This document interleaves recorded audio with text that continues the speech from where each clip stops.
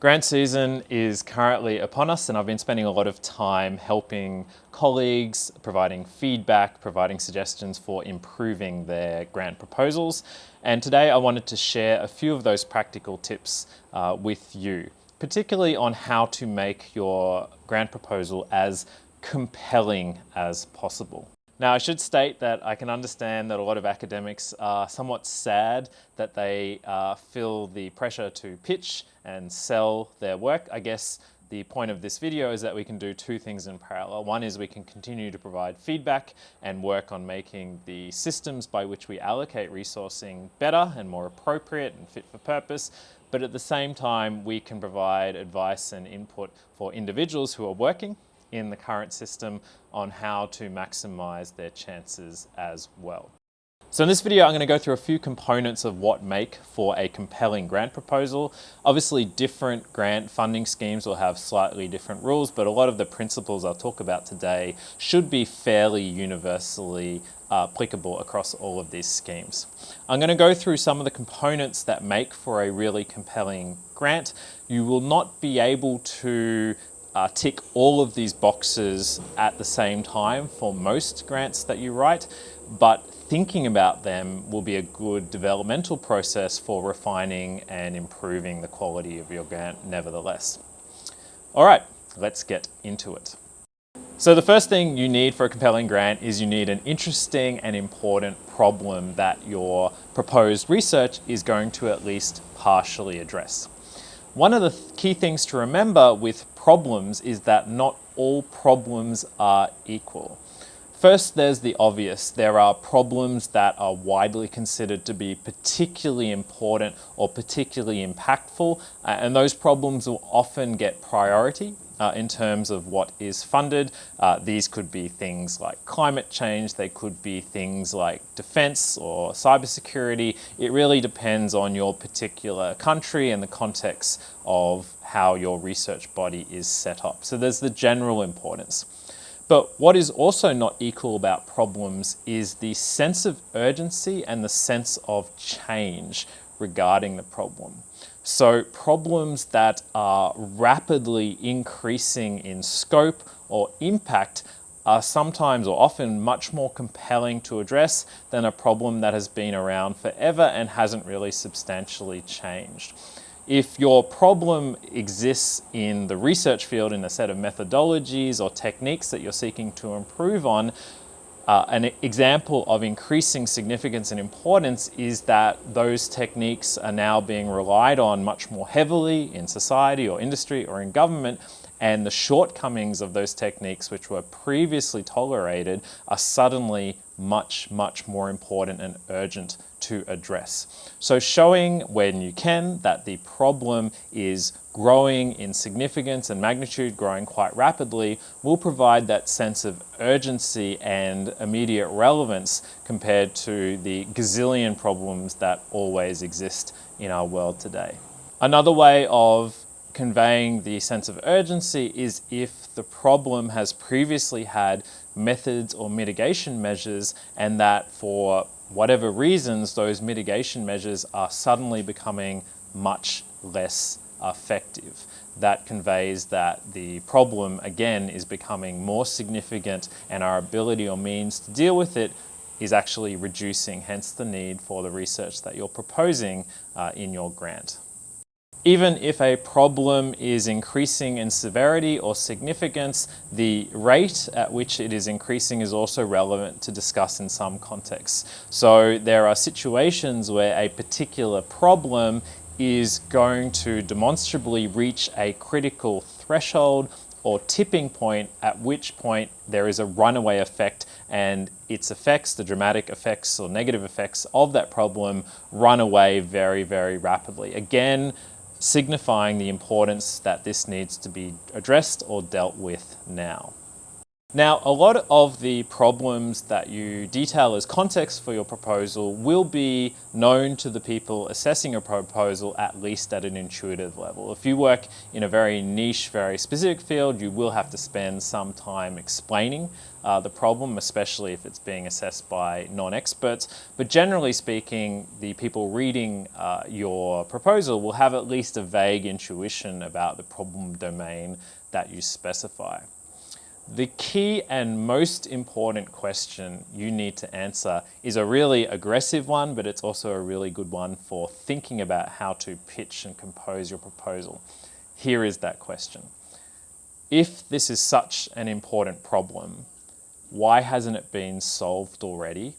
And why hasn't all the resources and very talented and very driven and very passionate people who've tried to solve it not already solved it sufficiently? And why are you the person to make that breakthrough? Now that sounds like a pretty high bar to clear, and you won't always be able to compellingly answer every component of that question, but at the same time you really can't shy away from the key questions that statement raises. What are some of the ways that you can make the case that you and your team are uniquely equipped to deal with the problem and are likely to make some advances where those advances have not previously been made?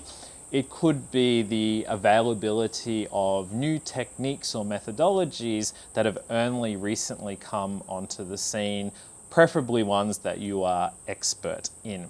It could be that other completely different disciplines have developed analogous methods that can be ported or adapted into the problem domain and discipline that you're proposing the grant in. It could be that there is some genuinely unique and novel combination of very different disciplines that together can meaningfully make progress where single discipline approaches have not been able to previously. Now, when you mention the words interdisciplinary or transdisciplinary or multidisciplinary, it's really important that you don't just chuck them in as buzzwords and hope that they sell themselves. You need to provide concrete, compelling evidence why a particular combination of disciplines is legitimately going to provide you with a good chance to advance the state of the art or make progress on the problem you're addressing. So you might think that if you've established that you're addressing a really compelling problem that is rapidly getting worse, that you've established that the current means for addressing that problem are clearly insufficient or are becoming less relevant, and you've established that you have a methodology or approach that is genuinely novel or genuinely promising and likely to yield advances over what has already been done, you might think that your job is done. But there are two more key components that you should typically address both explicitly and implicitly in your proposal or pitch. The first is you've made the case for the problem, you've made the case for the approach you're proposing, you have not yet made the case for why you. And this is something that, depending on the rules of your scheme, can be made, at least implicitly, the case for throughout the writing that you've already done.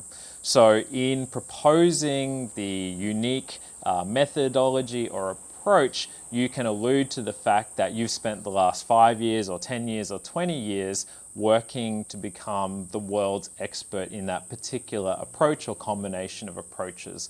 Or if the case is that the approach relies critically on some unique multidisciplinary collaboration, that you have spent a lot of time unifying or bridging those specific fields and hence are particularly well qualified to follow that approach. You need to make the case that you are and your team are one of the very best, if not the best in the world or your country, to take on the approach that's already been proposed in the grant. Finally, even though a lot of these grant schemes are what you would call relatively fundamental research or basic research grant schemes, you should try and paint a picture for how, if the grant is mostly successful, that's going to make for a meaningful step change in the ability of researchers or industry or government or society, whoever are your stakeholders, to address and mitigate the problem or the challenge or the opportunity that you're talking about in the proposal. Now, you don't need to say all the steps of commercialization and tech translation that you're going to do in the proposal necessarily, especially if it's a basic research proposal, but you should paint a clear vision for how others will be able to take the advances or the techniques or the methodologies that you've created and move the dial towards actual deployed technology or actual policy changes or whatever it is that would be an eventual outcome from the research you're doing, even if you don't plan to do that specifically within this specific grant proposal. So to recap, there's really 4 key components. First, you need to establish and convince the reader that the problem you're addressing is really important, perhaps that it's getting even more important or significant rapidly over time. You need to convince the reviewer that your approach is timely, that it has a real chance of making a difference where a lot of great previous work has not yet made the difference that you're claiming you will make. You need to convince the readers that you and your team are particularly well positioned to execute on the proposed approach, and you need to paint a vision or path for how the project, if reasonably successful, will meaningfully advance the field and will meaningfully mitigate or address the problem or opportunity that you're talking about in your proposal. That's it. That's 4 key elements. There are other elements, but doing a great job where you can on those 4 will go a long way towards making your proposal very compelling to the reader.